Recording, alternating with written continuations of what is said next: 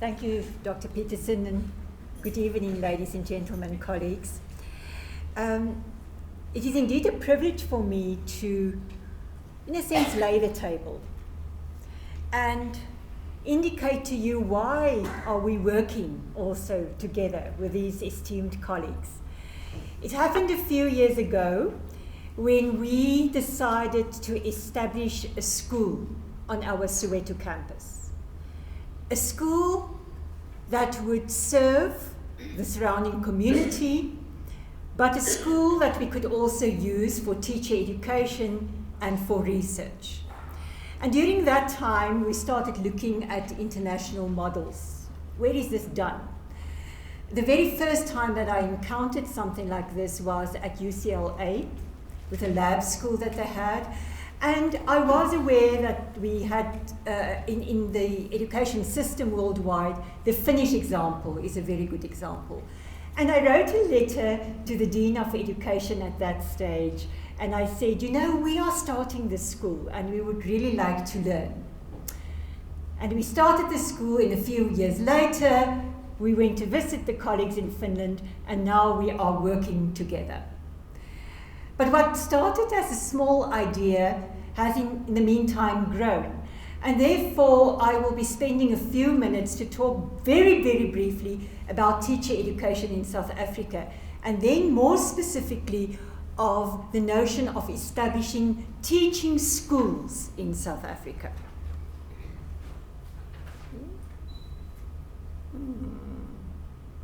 Where does this one? Okay. In 2011, a new national qualifications framework was launched in South Africa. This implies that all teacher education programs in South Africa have to be redesigned to within this new qualifications framework. And very briefly, because I think it also links to some of the work that will be presented later, is what is foregrounded in terms of the teacher education programs.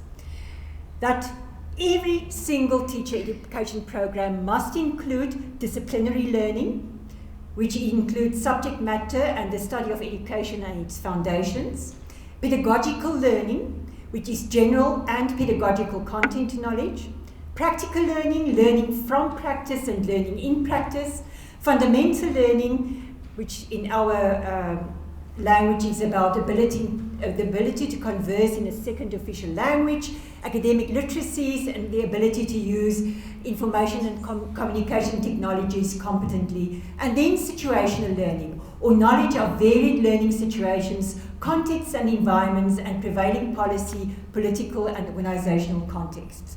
So every teacher education qualification in this country must reflect these type of knowledges.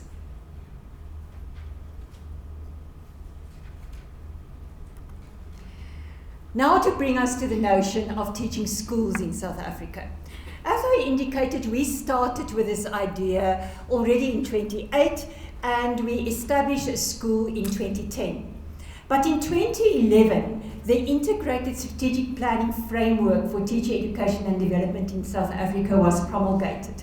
And in this framework, it is stated that what must happen in the next number of years from 2011 to 2025 is that the teaching practice or school experience component of teacher education programs should be strengthened through the development of two types of schools. The one, a teaching school, the other one, professional practice schools. Now, teaching schools are the types of schools that we are focusing on tonight. And according to this framework, teaching schools are so-called teaching laboratories where student teachers can engage in learning from practice, such as by observing best practice, participating in micro-teaching exercises, and taking subject methodology courses. So-called professional practice schools are the type of schools where we send our students for work-integrated learning, for school experience, for practice teaching. But these schools will also be developed and, in a sense, accredited. that they are the sites at which student teachers are placed for the actual practical components of their programs, and student teachers will spend extended periods of time at the schools.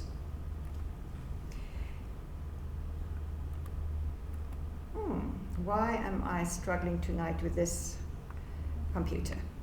Okay, teaching schools in the framework. So what does the framework say? It says teaching schools will be located close to each teaching education delivery site and will consist of one primary school and one secondary school per site. So if you are offering both primary school and secondary school education, there will be two types of schools linked to the university or the teaching education institution.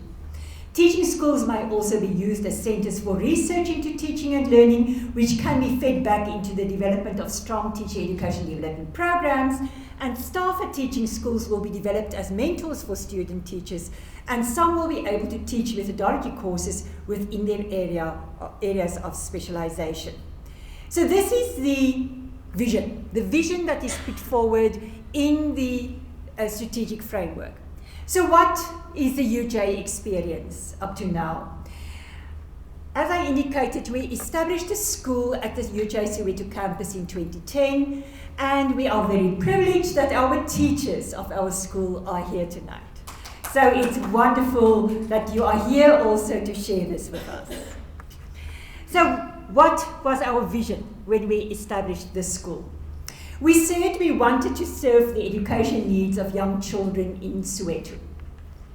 Secondly, the vision was that we wanted to develop a learning and practicum site for the education of teachers of young children, with school teachers taking on the role of teacher educators, working in tandem with UJ academic staff.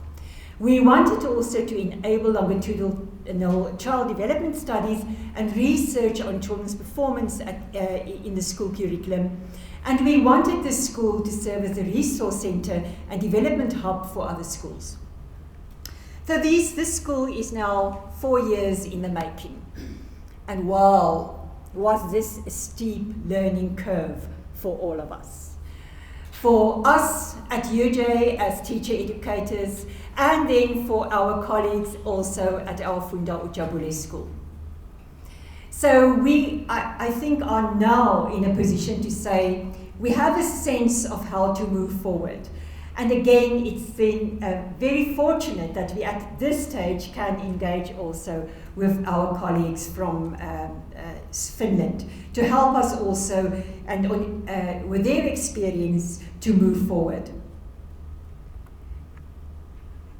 Secondly, we have another school attached to UJ, the UJ Metropolitan Academy, or some of you might know it, it was known as Raal Paul. And that is a secondary school. And at the moment, we are also piloting to transform the existing primary school. Let me come back first to UJ Metropolitan Academy.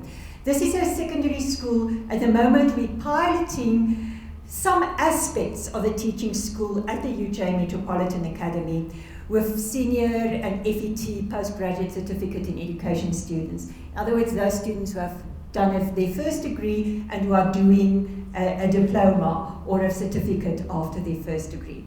And this we piloted last year, this year in maths and science, and next year we are also adding other areas. And then we are also piloting at the moment transforming an existing primary school in Siabuswa into a teaching school. So those of you who don't know where Siabuswa is, it's a small town in Mpumalanga, and the Faculty of Education has started this year with delivering a foundation phase program at Siabuswa, and we have one of our colleagues also from our program at Siabuswa here tonight. This program will eventually be taken over by the University of Mpumalanga. But the program there also is piloting our Finnish colleagues, and there's no way that this thing wants to move forward. Okay, there it is. We are conducting research together with our colleagues in Finland, but this is also another research project that we are close to finalizing now. And this is that we were tasked by the Department of Higher Education and Training with a European Union grant to research the following aspects, to develop norms and standards for the establishment of teaching schools in South Africa. What should these schools look like? Secondly, to identify the challenges likely to be faced in establishing such schools, to suggest ways in which the challenges can be addressed, to identify possible governance and management models for teaching schools, and explore how the utilization of the schools can be integrated into initial teacher education programs. We will be soon be writing up the research. The empirical part of the research is done. And we again were very privileged that we've done this research at several universities in the country, but mainly we could draw on our experience at the Funda Jabule School. So this is the background of where we are at the moment in terms of teaching schools in South Africa. And again, to indicate to you why it is also so important that we can tonight engage with our colleagues from Finland who have been walking this road much, much longer than we did. And I must say the one thing that I found important when we visited them is their assurance that these things didn't happen overnight.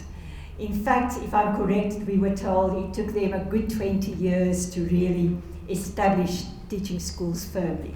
Now we are hoping that we will be able to do it sooner, but we must also understand that this is not something that will happen overnight. Thank you.